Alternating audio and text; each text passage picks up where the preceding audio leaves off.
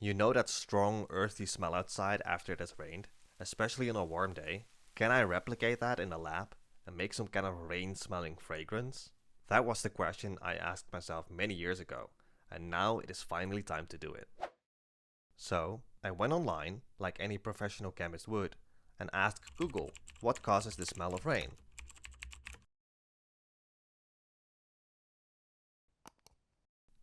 So the smell is called petrichor, and it seems like the molecule geosmin is the main contributor to the smell. Okay, so geosmin, how do I make it?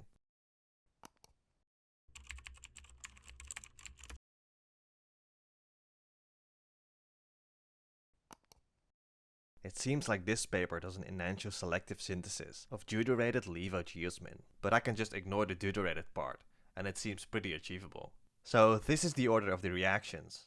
The only thing is, they start with this. Now how do I get that? After searching around, I found a 30-year-old paper that makes it seem pretty achievable. So that adds some extra steps, but it starts simply from 2-methylcyclohexanone. Now, there's also one reagent that I tried to make before on my channel, which is ethylvinyl ketone. Since I am mad that it didn't work out, I simply refused to buy it, and I still want to make it myself. So after gaining about a year of experience, I found another method, for which I have all the chemicals on hand, and it seems to be pretty straightforward. So why not? So the first thing I will do is prepare ethylvinyl ketone. So I set up a heating mantle and add a large flask and a stir bar. I add 65 ml of hexanes as a solvent and then 66 ml of diethyl ketone as the first reagent.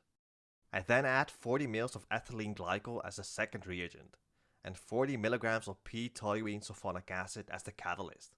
Now that all of the reagents have been added, I put a Dean Stark apparatus on top and fill it completely with hexanes until it overflows into the flask. Then on top of that, I add a condenser. Now I start heating the mixture so that it begins to boil and leave it running until it's finished. The boiling hexanes will carry over any water that is formed during the reaction. They will condense together in the condenser and then fall back down into the reservoir. Since water does not mix with hexanes and has a higher density, it will sink to the bottom of the reservoir and collect there. So with the Dean Stark apparatus, we can continuously remove water from the mixture, while also tracking how much water has formed. Since we know how much water should be formed theoretically, we can use this to judge when the reaction is complete. In the reaction, the acid catalyzes the reaction between diethyl ketone and ethylene glycol to form the ethylene glycol acetal of diethyl ketone and water. Since the product can undergo the reverse reaction in the presence of water, we have to continuously remove it by using the Dean Stark apparatus. Otherwise, the reaction will find its equilibrium and stay there, and we would not get much of the product. I leave it running for about 8 hours, and when I come back, we can see a lot of water has collected in the apparatus. With the amount of reagents that I added, the maximum amount of water that could have formed is 11.25 milliliters. We can see that the water level is sitting a bit above 10 mils, and there are also some water droplets sticking in other places. This pretty much confirms that the reaction was successful and that it is finished. I now add 310 ml of ethylene glycol to dilute the mixture and take it slightly off heat to allow it to cool down to about 35 to 40 C. Now I can immediately start the second reaction, and there is no need to purify the product. So I attach a dropping funnel to the flask and add in 100 grams of bromine that I quickly made myself. I then open the dropping funnel and dropwise add it to the mixture while keeping the temperature around 40 C. I continuously check the temperature with an IR thermometer and added a cold water bath to keep it in check. This should prevent any side reactions from happening. In the reaction, one bromine of the dibromine takes up the slightly acidic alpha hydrogen to form hydrobromic acid, while the other bromine attaches itself to the carbocation that has formed, to then form the monobrominated product. When the addition was complete, the mixture was still orange, which means that unreacted bromine is present. So I set the flask in a heating mantle and heated it back to 40 C to force the reaction to completion. After a while, the mixture is clear again, which means that all the bromine has reacted and the reaction is finished. So I remove the dropping funnel and stop stirring. We then see the mixture separate into two layers, with the hexanes and the product on top, and ethylene glycol on the bottom. I move it all to a separatory funnel and add more hexanes to take up the product. I then extract the ethylene glycol layer 3 times more with hexanes. When the extraction was finished, I combined all of the extracts in a beaker. I add a stir bar and then 12.5 grams of sodium carbonate. This will destroy any remaining hydrobromic acid, and maybe stick to any ethylene glycol that might be present. I leave the mixture to stir for a bit, and then filter it all through some cotton, directly into a flask, to remove all of the sodium carbonate. When it is finished, I remove the funnel and attach a short path distillation apparatus. I now start heating and distilling over all of the hexanes under a mild vacuum. After a while, no more hexanes was coming over, and a clear liquid was left behind, which should be mostly the monobrominated product. I then swap the receiving flask and increase heating, and then pull a strong vacuum to distill over the product. The product starts distilling over at 41 C, at a pressure below 1 millibar. Since the vacuum gauge doesn't read between 0 and 1 millibar, I can't know the exact pressure. I assist the distillation with some light heating from a heat gun to make it go faster, and after a while, nothing more comes over, and only a tiny bit of cloudy liquid is left in the flask. In the end, I collected 108.94 grams of the product as a clear liquid, which is a yield of 83%. This is very similar to the literature, where they achieved a yield of 90%. The liquid feels quite hefty, and it probably has a decently thick density. The smell is surprisingly fruity when dilute. It smells similar to pineapples, but smelling it directly makes it more smell like glue. Anyhow, the yield is quite good, and with that I can move on to the next step. So I set up a flask with a stir bar and a heating mantle, and add 100 ml of methanol. I then add 58 grams of potassium hydroxide and reflux it to make a solution containing potassium methoxide. This reaction will be in equilibrium, mainly influenced by the amount of water that is present.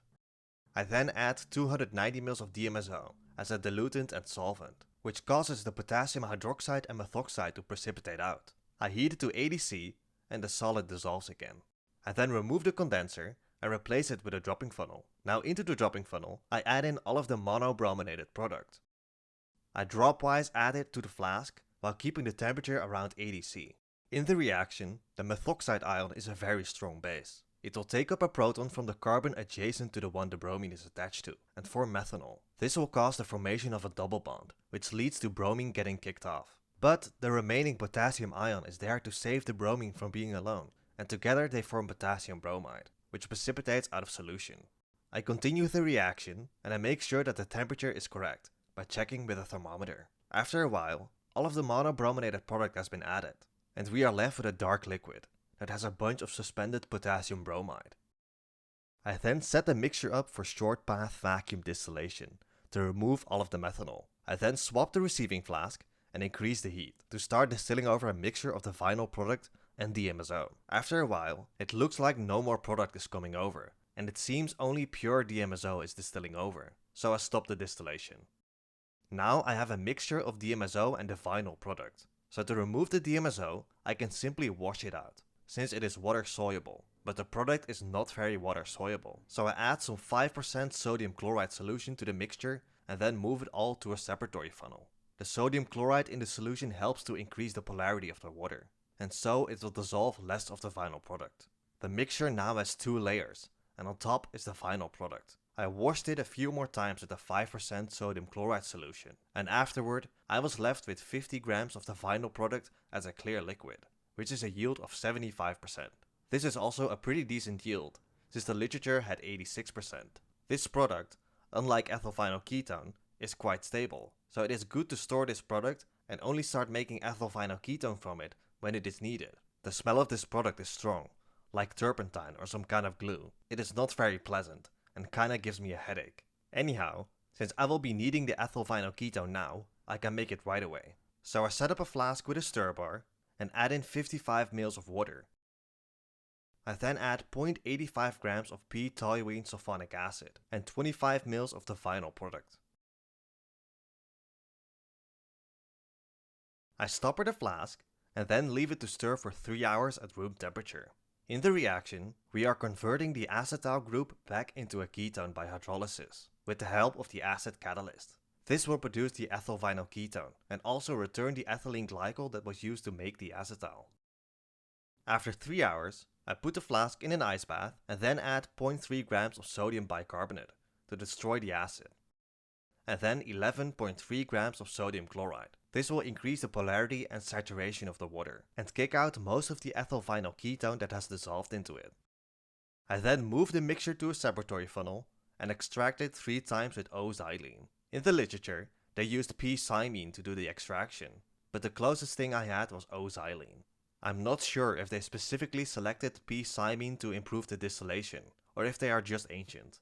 For old papers, it can be hard to judge if they do something because it is necessary or simply just because it was normal or available at the time. Anyhow, I combined all of the O-xylene extracts in a flask and set it in a heating mantle. I add 80 mg of hydroquinone to the solution as a stabilizer, which will scavenge radicals and help prevent ethyl vinyl ketone from getting destroyed. I then attach a fractionating column and a short path distillation apparatus. I pull a strong vacuum and heat the mixture lightly, and with the help of a heat gun, I start distilling out the ethyl vinyl ketone. Since it's slightly volatile, I set an ice bath under the receiving flask. It did come over, though it still took quite some time and effort to get it to come out, despite it being relatively volatile. In the end, I collected enough ethyl vinyl ketone to start the geosmin synthesis. It seems also some residual water had come through and was sitting on the bottom, but I will simply avoid taking this up when I'm going to be using it. The smell of ethyl vinyl ketone is like a spicy sharp vegetable, and it also stings the nose a little. Anyhow, now that I have ethyl vinyl ketone, I can move on to the next step. So I have some 2-methyl cyclohexanone that I made in a previous video, but that was like a year ago, and in the meantime it has turned slightly yellow. I will not use it like this, so I'm going to redistill it. So I add all of the dirty 2-methyl cyclohexanone to a flask and distill it over through a fractionated column under regular pressure. When it is done, all that is left in the flask is some yellow stuff. I remove the first fraction from the distillate, and also the last, and I should now have 9.19 grams of pure 2-methyl cyclohexanone, which I will use right away. So I set up a heating mantle and a flask with a stir bar. So I will also need S-levo alpha methylbenzylamine, which I bought a very long time ago, since I always wanted to do this project. And I stored it in the fridge this whole time, and I finally get to open it. If anyone is curious, many chemicals that are considered dangerous come in this type of packaging. But before I get to adding it, I first add in 50 ml of toluene as a solvent. I then add in all of the 2-methyl cyclohexanone that I redistilled, and then 10.5 ml of S-levo alpha methylbenzylamine. Like earlier, I attached a Dean Stark apparatus, but this time I filled it with toluene. I also insulated it with some aluminum foil, since it had a hard time coming through. In the reaction, the methylbenzylamine reacts with the 2-methyl cyclohexanone to form the corresponding imine product, and water. Since the imine is also water sensitive, we again use the Dean Stark apparatus to remove it. I leave it to react for a day, and when I come back, we see some water has collected in the apparatus. In theory, a maximum of 1.48 ml of water can form during the reaction. There are also some droplets sticking at the top, so it seems that pretty much the same amount of water has formed, so the reaction should be finished. I then set the mixture up for short path vacuum distillation to remove all of the toluene. In the end, I am left with yellow. Why is it always yellow?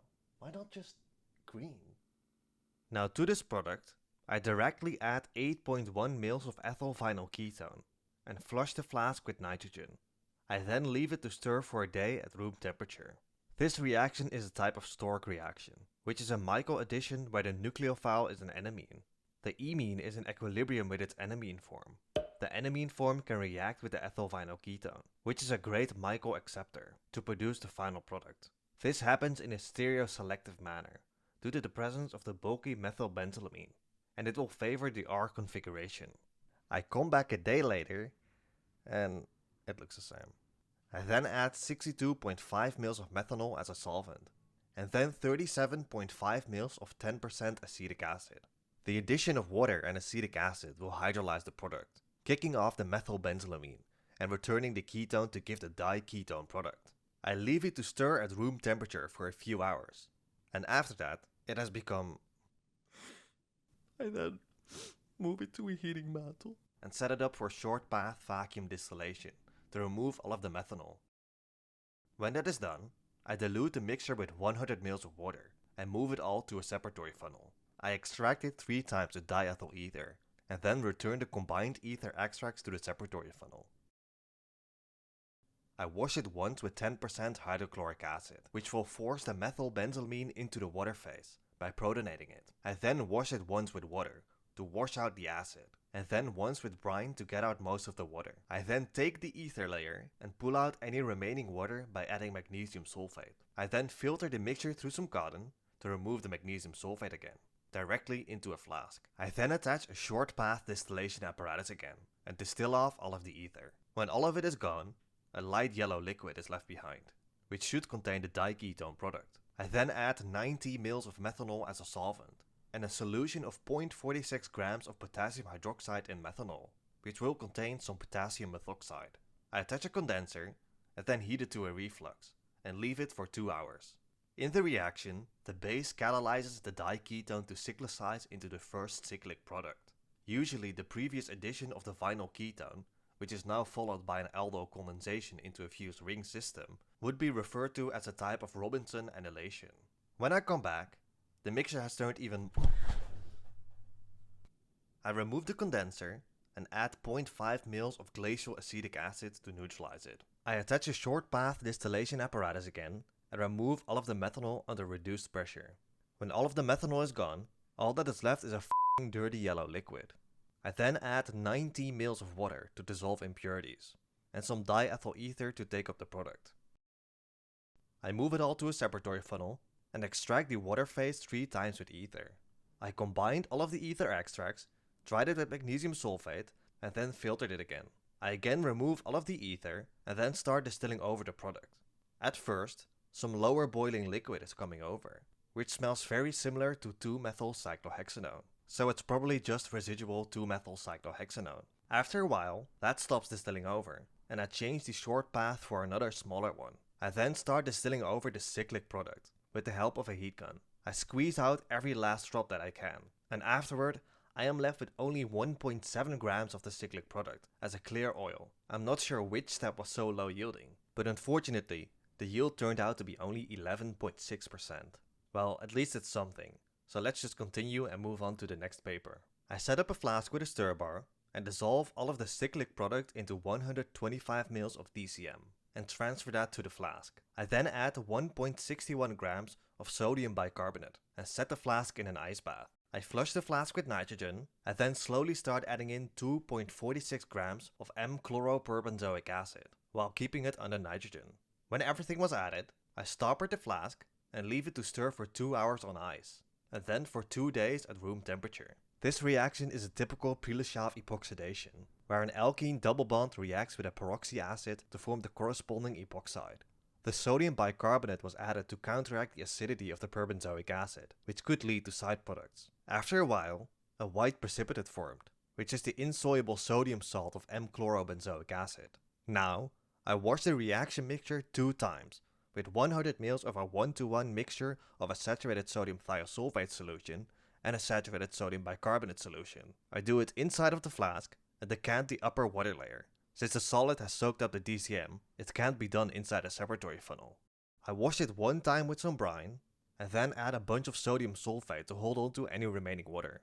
I shake it strongly and then filter it all through some cotton. After 100 years, it is all filtered through, and I distill off all of the DCM with short path vacuum distillation. When only a bit of the DCM is left, I add 4 grams of sealite, which will absorb the product, and then continue distilling off all of the DCM. When all of the DCM is gone, only the sealite that contains the product is left. Now to purify the product, I have to do column chromatography. So I set up a column and add in 100 grams of spherical silica gel that I mix with 20% diethyl ether in hexanes. I allow the silica to pack and then add a layer of sand on top. I run the solvent level into the sand and then add all of the sealite with the product on top. I add some sand to the flask to scrub loose any remaining sealite and add that on top as well. Since there were some air bubbles, I tried to loosen them by tapping the column with a cork ring, but I went a little too hard and the top layer became uneven. Though for this separation it doesn't matter too much, since I'm only trying to remove the bottom half of the spots on the TLC. I run the column by applying pressure with a pump, and after that, I collected fractions of varying sizes. On the TLCs, we see fractions 3 to 8 contain the upper half of the components, and the other fractions only the lower half. So I take fractions 3 to 8 and combine them in a flask.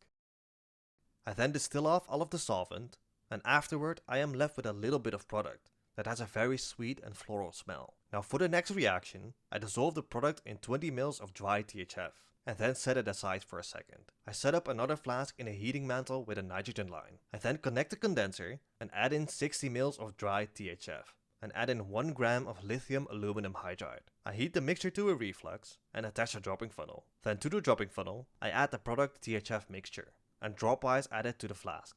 I then leave it for 2 hours. In the reaction, lithium aluminum hydride will transfer a hydride to the ketone and epoxide, causing both to be reduced to an alcohol and give the corresponding diol product. When that is finished, I add 30 ml of a saturated sodium sulfate solution to the now empty dropping funnel and add that gradually to the flask. This will destroy any remaining lithium aluminum hydride, as well as protonate the product. The sodium sulfate also helps the THF and water separate by salting out. I then add 5 ml of 10% hydrochloric acid, which will make sure that all the product has protonated, and also neutralize the solution by reacting with formed lithium hydroxide. I then move it all to a separatory funnel, extract it with ether, and wash it with brine. I take the combined ether extracts and dry it with sodium sulfate. I then filter it all through some cotton, and do the exact same as in the previous step. I distill over part of the ether, and then add in 3 grams of sea light. I run the column again in the same manner, but this time the separation is a lot easier. The product is the lower spot on the TLC. It took suspiciously long for it all to elute off the column, which is a thing when the solubility of the product is low in the eluent. But it wasn't a problem, since it was the last spot on the TLC, so nothing else could come through anyway. I combined all the fractions containing the product and distill off all of the solvent again. When only very little is left, a white solid already precipitates out of solution.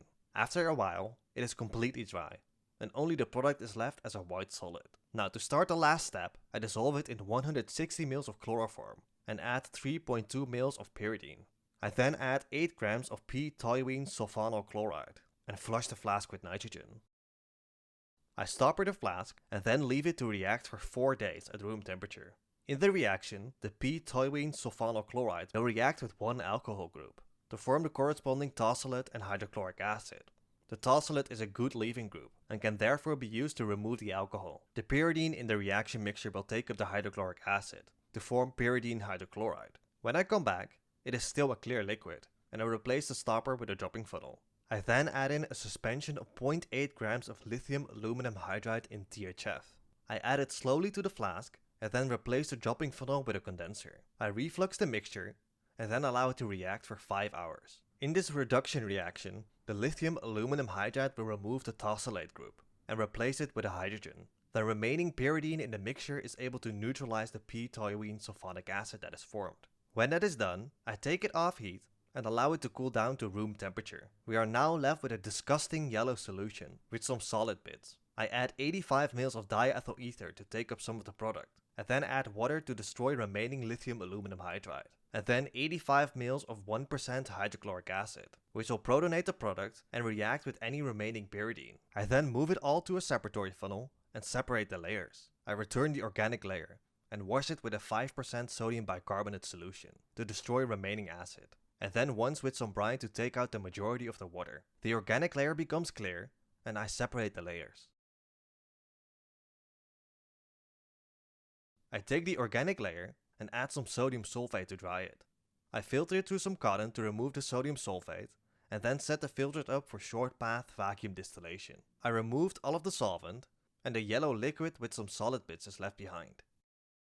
I add some ether to redissolve it, but it isn't very soluble, so I add some DCM to get everything to dissolve. I then add 3 grams of sea light and distill off all of the solvent again. I then set up a column again, but this time I'm using diol functionalized silica gel with a small particle size. This will improve the separation of the compounds and allow me to get pure geosmin. I also use 60% diethyl ether in hexanes as the eluent and run the column the same as before.